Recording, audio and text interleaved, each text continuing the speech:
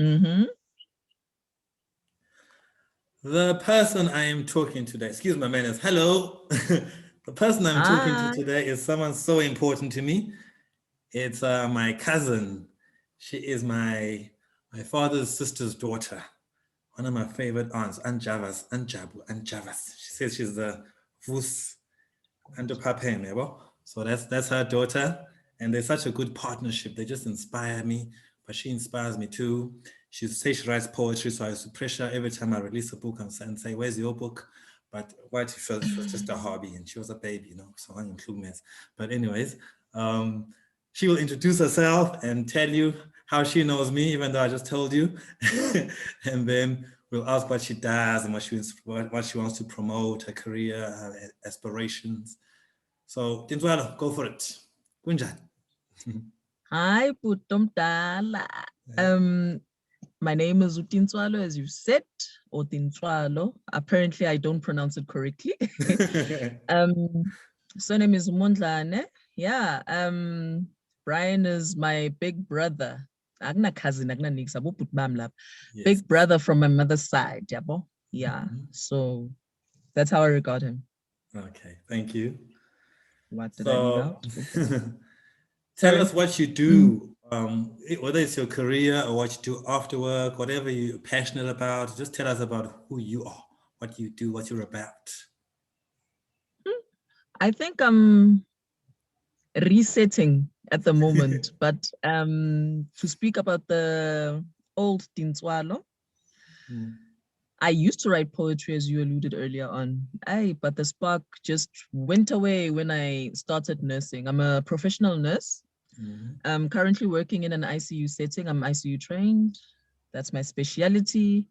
I love the environment, but it's challenging and draining. So I think that's why I've slacked and backed over with doing my hobbies and what I find interesting and everything. Because after work, I just want to sleep, basically.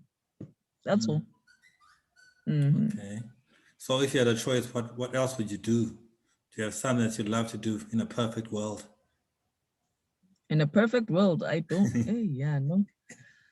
A nice paying 9 to 5 job that has passion, whether I don't know, that'll allow me to live in the high class upmarket suburbs, posh life, yeah, about the comfy cushies and everything. No, but I know you have to sweat to get there. So, ish, yeah. But gatle, I'm a travel bud. I love traveling. So any job that will allow me to see the world, I would love to do. Okay. Mhm. It'll come to you. Excuse me, Hopefully. I gave myself the flu. I had my child over and he was coughing so badly. I just held him close and he was coughing right in my face. I'm like, let me see how strong I am. I was not that strong. Aha. So I just got my voice back now. But at least I Okay. can't give you anything through the camera. um, okay, I just want to ask, I just have a few questions. First question Mm. is, what are your challenges as a woman on this planet Earth? In South Africa, at work, at home, anyway. You can give three if you have 50. At work, challenges of being a woman is women on women hate. Mm, And then there's that generational age gap. Since I have a specialty at the age that I'm at, and there are some people that I supervise that are older than me, um, they just don't want to take directives from me. And then guba naleyo ndelelo nyana, those clashes and things like that. Ubona mm, body language or their behavior, they won't say to you directly, but you just see with actions. You go to, okay, no, things are like this. Anyway, that's it. And then ubona favoritism. Guti males are more preferred more than females, or males get away with a lot of things more than females. Females are mm, usually the scapegoats for things. Anyway, that's work wise. mm, Personally, I have my own personal struggles because on top of being a black woman, mm, I've had the challenge of having my presentation, my windscreen damaged, so to speak. Okay. I don't know. How can I put this? I'll approach people being me, and then I'll see them, and they will not be looking at me. They'll looking at it, and that it being how my skin is. So they won't be seeing me, but they'll be seeing whatever that they're seeing. I don't want to speak on their behalf of what they're seeing. They're seeing an ugly person, they're seeing an ugly woman, they're seeing a burnt woman, they're seeing a variety of things. Whatever their conclusion may be, that's what they're seeing. And that's the irritating part for me, because I wanted people to see me for me, not for how I look like, not for what happened to me, but just me. Oh, I'm sorry about that. Well, you Nah, still I one got of my over it. beautiful cousins, so please don't use the word ugly or I'll sue you. Never again. There you go. Out. I'll fine you. I have big, hefty fines. Yeah. Do you mind going into what it is, your windscreen that hurt your windscreen, if you want to, but you don't have to? I know, I'm free to do it. I'm happy that people ask about it and not just assume. Yes. I had an allergic reaction, a severe allergic reaction to a penicillin injection, which resulted in me having Stevens-Johnson's syndrome. I don't blame those that think that I got burnt, because Stevens-Johnson's syndrome basically makes you look like you are burnt. Your skin has blisters, it peels off, hair is removed, nails are gone since I don't have any myself, or they're crooked. It just damages you like that. It starts internally, goes outwardly. So after that, I've had chronic after chronic. I'm wearing spectacles. I'm the only person wearing spectacles at home because my eyesight is affected because of that Stevens-Johnson syndrome. My health is affected because of that Stevens-Johnson syndrome. I'm very sickly. Yeah, that's just the basic challenges of it, the crux in all of it. Steven Johnson. Mm-hmm. I remember when I first, I won't say met you, but when we first we stayed in Tembisa at the time, in Joburg, at Johannesburg Township. You were quite young, and auntie showed us some of the pictures of how you used to look. It was so scary, like just as a Yeah, baby, Tembisa and Thokoza. Yeah, Thokoza. Wait, Thokoza. Yeah. And I remember seeing how you'd look, like as a baby when you were sick and be hospitalized for like long periods of time, looking like someone just threw water on you. I remember that as a child. It must have been such a hectic childhood. It was, Yeah, because mean. people didn't want to imagine being a kid and all you want to do is just play around with other kids and be happy. And then you just see all those kids backing away from you, being scared and crying to their moms because they see how scary you look. That was just traumatic to me on my side. And I ended up isolating myself because of such. I had few friends. I still have few friends, actually. But now it's just a few friends by choice. Yeah. That time it wasn't by choice. Yeah. Hey. Yeah, well, I always admired you. I mean, I could, knowing people with different conditions and situations that suffer prejudice, I always felt for you, and I always felt like, you must have a strong spirit, to just, because you're my smiliest cousin. You're the nicest one of the nicest ones, and I'm sure, like, it's not as you're in a lot more pain than most of us as well. Yeah, there's a lot of internal pain with it. People don't see it, but I worked through it with a clinical psychologist, first from primary school, to deal with everything else, including how I looked. And then again, 2017. And that was the last where, like, yeah, I know I can't live my life thinking about other people. I got to live my life for myself right now. And that's when I think I started living. That's good. Took you long enough. 20 years plus. Hey. But I think it's also a blessing within this curse, so to speak, because on average, as a teenager in high school, plenty of boys want you, and then you give in to one, and then that one will make you pregnant and then leave you like that, or that one will play you and then leave you like that, or that one will do this and then leave you. I stayed away, and they stayed away from me. So it gave me a chance to just look at my books, look at myself, work on myself, grow. And then I became a late bloomer because of that. That's funny but sad, but No, at least I look younger than my age, apparently, because people my age or younger than me look older than because of what they went through and what they experienced. And yeah, you know. You mean the stresses of life of dating, and then also Exactly. the stress on the body of drinking and partying and all that. And then sometimes I look at other materialistic females out there that's all about their looks and everything. It's like, you guys are stressing over minute things. It's like, it's not that important to me. It's like, take me for who I am. If you don't like me, then you can keep walking. Yeah, in a very, very strange way. I understand that because I went to schools with other races. So since 8 years old, I went to colored schools. Then at 13, I went to a white school. I mean, this was 94 when I went to high school. So it's just the end of apartheid, just before the end of apartheid. So it's a white school was a white school. It was 80, 90% white, you know? So same with the colored schools, even though it was mostly maybe 70, 80% colored. But then because of the racism, I didn't grow up thinking I'm good looking at all, you know? And I didn't grow up like really getting girls because I'd like whichever race is at the school. And then if you like that race, not only to get rejected, now 5 guys want to beat you up because you spoke to the white girl or to the colored girl. So it was that difficult. And you're not colored yourself, or you're not white yourself. Yeah, well, and then also the few black girls, the 5 pretty black girls at the school are from really rich families. They won't even look at you. So I think that's where my poetry came in, and also just not feeling attractive. So I put more extra effort into everything I did.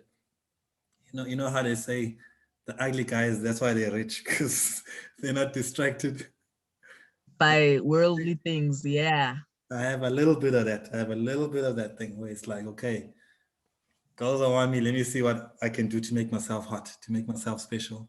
And I found a lot of things like writing and rapping and just always throwing myself fully into stuff because I guess I didn't have that distraction. I'm saying, I'm not disrespecting your struggle. I'm saying I understand a little bit of what it's like to just say, okay, as a teen, never mind.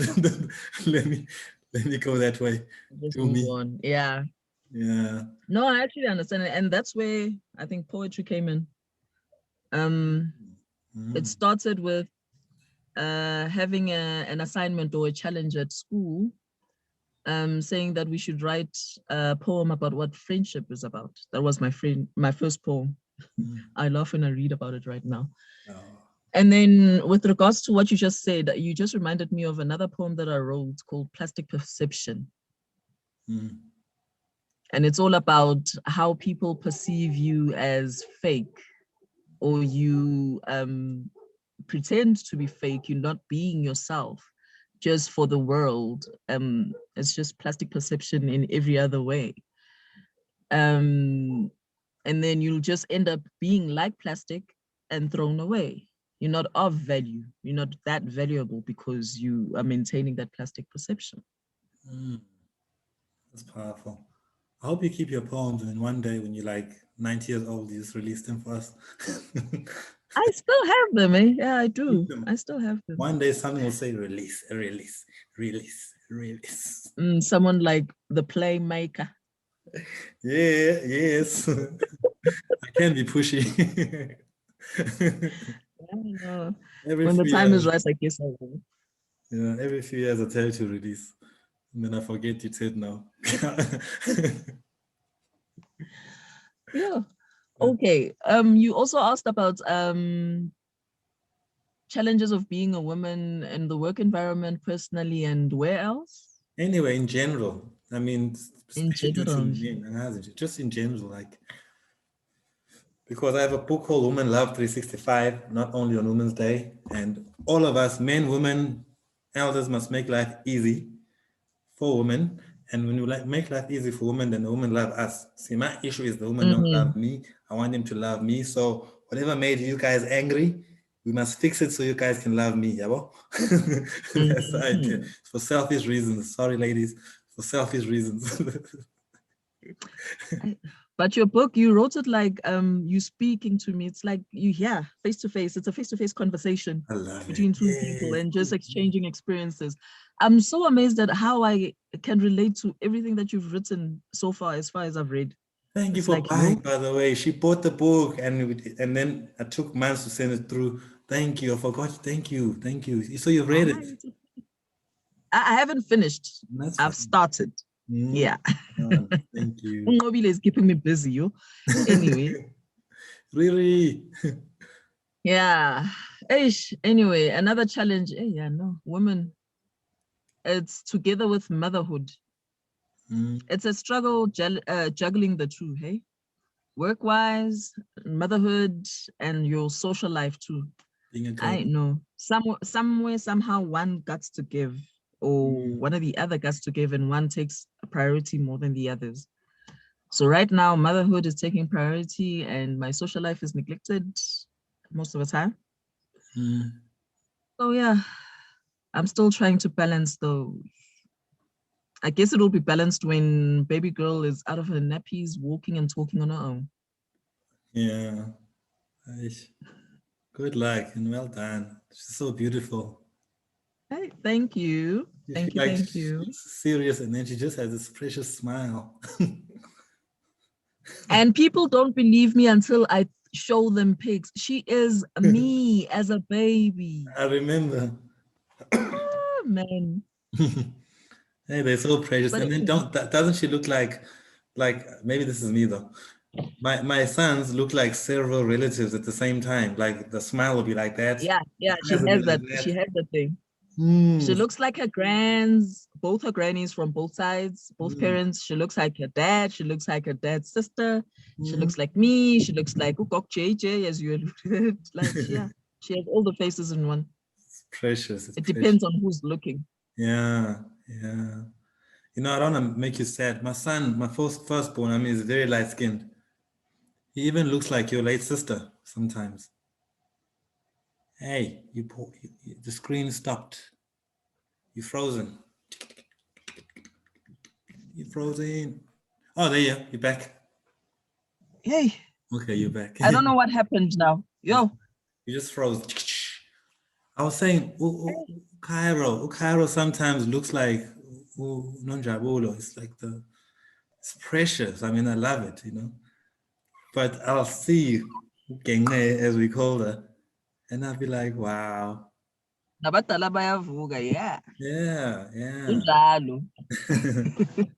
Yeah. So other question, what do you think men can do better on this planet Earth? Guys, we're full of it. What can we do better as mankind? Kaya at home, your brother, does he wash the dishes as much as you? You know, and all kinds of other stuff.